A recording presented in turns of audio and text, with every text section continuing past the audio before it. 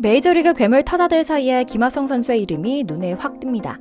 볼넷 부문 수익권 선수에 오른 김하성의 눈이 이 정도로 좋은 겁니다. 김하성은 올 시즌 볼넷이 무려 47개인데요. 메이저리그 전체 선수들 중에 5위를 기록하고 있을 정도입니다. 1에서 4위에는 지난 동료인 후안 소토, 신기의 선수인 에런 저지와 돌풍의 주인공 필라델피아 카일 슈와버, 프레디 프리먼 뿐이죠. 신기한 일입니다. 그동안 김하성은 볼넷에 강한 선수는 아니었습니다. 팬들도 시원하게 빵빵 치는 타구를 기대하기도 했고요. 실제로 볼넷은 대개 거포 유형 장타자들이 많이 얻어내는 기록입니다. 장타에 대한 부담 때문에 투수들이 쉽게 승부를 들어가기 어렵고 조심스럽게 승부하다 존을 벗어나는 공이 많이 나와 볼넷을 주곤 하거든요. 홈런을 많이 치는 거포들 사이에서 김하성이 순수하게 눈으로 눈야구를 하며 볼넷을 골라낸 것은 주목할 만한 일이기도 하죠. 그런데 현지에서 다른 의견이 나왔습니다. 미국 현지 MBC 스포츠는 방송 중 김하성의 진기한 기록을 언급하며 투수들이 김하성을 견제하기 시작했다. 이번 시즌 타율 자체가 잘 나오지 못하고 있는 것도 같은 논리다. 메이저리그 투수들 사이에서 김하성은 이미 경계 대상 선수다라는 분석을 내놓은 겁니다. 실제로 일부 억가들이 낮잡아봐서 그렇지 김하성도 지난해 17개에 이어 올해 벌써 10개의 홈런을 터뜨릴 정도로 한 방이 있는 선수입니다. 전형적인 거포 스타일이 아니다 싶을 정도죠. 뿐만 아닙니다. 김하성 선수의 6월 기록만 보면 타율이 다시 지난해 수준으로 올랐다는 것을 확인할 수 있는 객관적인 지표도 나왔습니다. 정말이지 여름부터 쫙 달려가는 슬로우 스타터구나 싶은 생각이 드는데요. 오늘은 김하성 선수의 레이스 시작 소식과 함께 이에 대한 현지 반응을 면밀하게 전해드리려고 합니다. 잠시 저희 광화문 브리핑 구독 설정도 부탁드리고요. 김하성 선수는 기본적으로 투수들을 끈질기게 괴롭히는 타입입니다. 타석당 투구수 4.1개로 규정 타석 타자 146명 중 25위로 상위 17.1%에 속할 정도로 짱짱한 선수인데요. 스윙도 쉽게 내지 않을 정도로 인내심 높은 선수기도 합니다. 스윙 비율이 36.9%로 메이저리그 전체 선수 중 세 번째로 낮죠. 뿐만 아닙니다. 스트라이크 존 스윙률이 54.2%로 가장 낮아 소극적인 성향이 강하다는 해석도 있지만 존을 벗어난 공에도 쉽게 배트가 따라가지 않아 일관성 있게 잘 골라내는 능력이 강하다는 해석이 지배적이죠. 그런데 참 신기합니다. 원래부터 김하성은 이 정도로 눈야구를 하는 선수는 아니었거든요. 지난 2014년부터 2020년까지 키움 시절 7년간 통산 볼넷률은 10.4%로 같은 기간 리그 전체 10위를 기록하며 높은 편이긴 했지만 메이저리그 데뷔 후에는 2021년 7.4%, 2022년 8.8%를 기록했거든요. 하지만 모든 것은 1번 타자로 주로 나선 지난해부터 변화하기 시작했습니다. 12.0%로 볼넷률이 급상승하더니 올해는 13.8%로 더 높아진 겁니다. 메이저리그 아시아 최다 218홈런 기록을 갖고 있음에도 선구안으로 유명한 추신수 선수조차 규정 타석 기준으로 김하성보다 높은 볼넷률을 기록한 게 단 2시즌뿐이었을 정도니까요. 그래서인지 김하성은 절정의 눈야구로 앞세워 올 시즌 86경기 타율 2할 2푼 8리, 10홈런, 38타점, 45득점, 47볼넷을 기록하고 있습니다. 타율은 2할대지만 출루율은 3할 3푼 6리로 1할 이상 높고 OPS도 7할을 꾸준히 유지하며 영양가 있는 플레이를 펼치고 있죠. 중장거리 타격에 출루 능력이 뒷받침된 결과물이고요.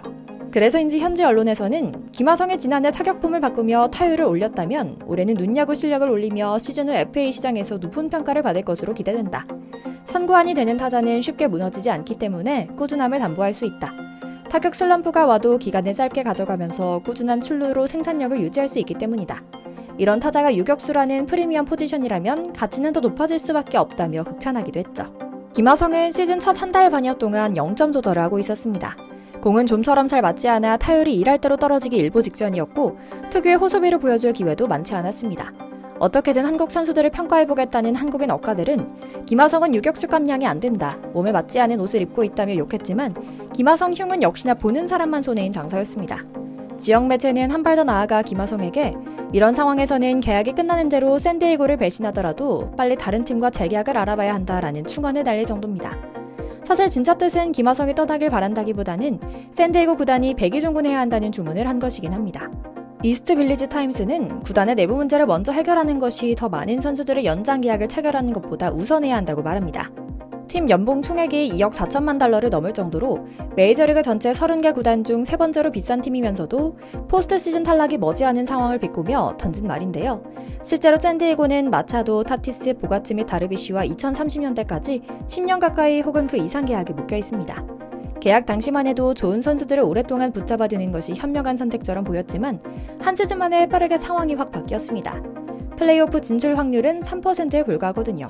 지역지는 다소 강한 표현으로 김하성 보고 절대 재계약하면 안 된다고 말합니다. 샌디에고는 선수들을 최대한 활용하지 못하는 무능함을 드러내고 있다.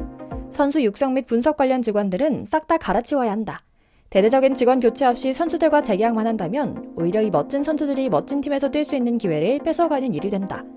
샌디에고는 분석을 활용해 파드리스 유니폼을 입은 선수들이 행복하게 야구하는데 준비나 노력을 거의 하지 않는다. 한참 상승세인 김하성을 이런 팀에 잡아둘 수는 없다라는 다소 강도 높은 비판이었죠. 기자는 계속해 쉬지 않고 콕 짚어 교체해야 할 부분을 나열합니다. 검증된 베테랑들이 샌디에고에 온 뒤 기대 이하의 성적을 거두는 경우가 종종 있다. 구단 내부에 문제가 있다는 방증이다. 애틀란타, 템파베이, LA 다저스 등 다른 팀에 비해 선수 육성과 분석 수준은 한참 못 미치는 수준이다. 수억불 계약에 힘쓰지 말라. 김하성에 3억불을 줘도 4억불을 줘도 그의 전성기를 빼앗을 뿐이다. 우리는 파드리스 유니폼을 입은 김하성은 원하지만 야구 선수 김하성을 잃고 싶진 않다라고요. 올 시즌이 끝난 뒤 FA 자격을 얻는 김하성에게 2024년은 매우 중요한 시기입니다. 미국에서는 보통 이 시기에 바짝 몸값을 올릴 수 있는 시기이기 때문에 FA 도핑이라고 부를 정도로 끝내주는 플레이가 나오는 시기이기도 한데요. 안타깝게도 김하성 선수는 지난 3월 LA 다저스와의 서울 시리즈 개막 2연전에 이어 샌프란시스코 자이언츠와 4연전에서 15타수 6안타로 활약한 이후 무안타로 침묵하며 타율이 1할 6푼 7리로 떨어지기도 했습니다.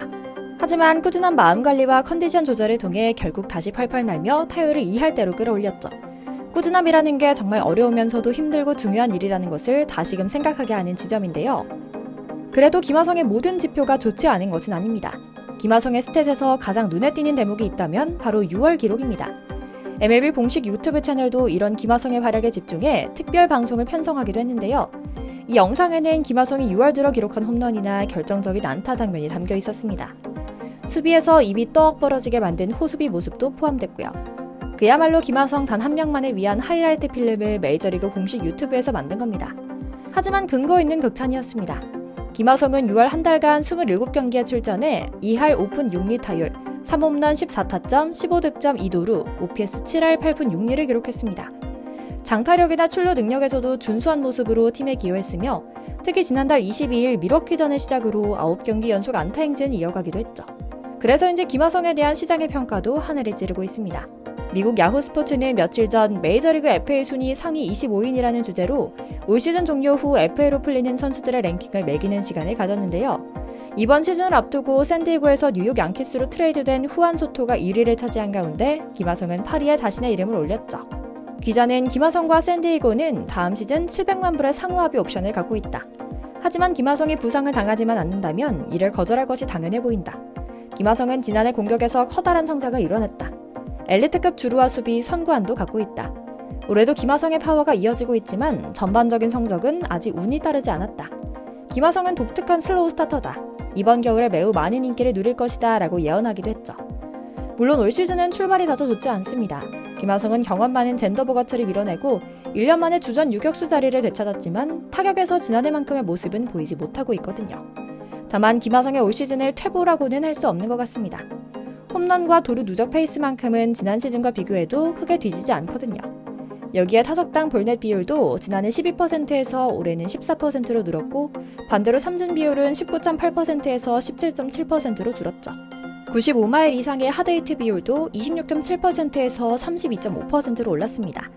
2022년과 2023년 3할을 전후로 기록했던 인플레이 타구 타율은 올해 2할 2푼 5리로 뚝 떨어졌죠. 이런 수치만 평균으로 돌아온다 해도 기록 상승을 기대해볼 수 있는 것이고요. 그 누구보다도 동료와 감독이 입을 모아 칭찬하는 김하성 선수가 감을 되찾고 상승하는 모습 보며 흥분과 함께 응원하는 마음 가득 보내며 오늘 영상 마치겠습니다. 저희 광화문 브리핑 채널 구독, 좋아요도 부탁드리고요. 오늘도 시청해주셔서 감사합니다.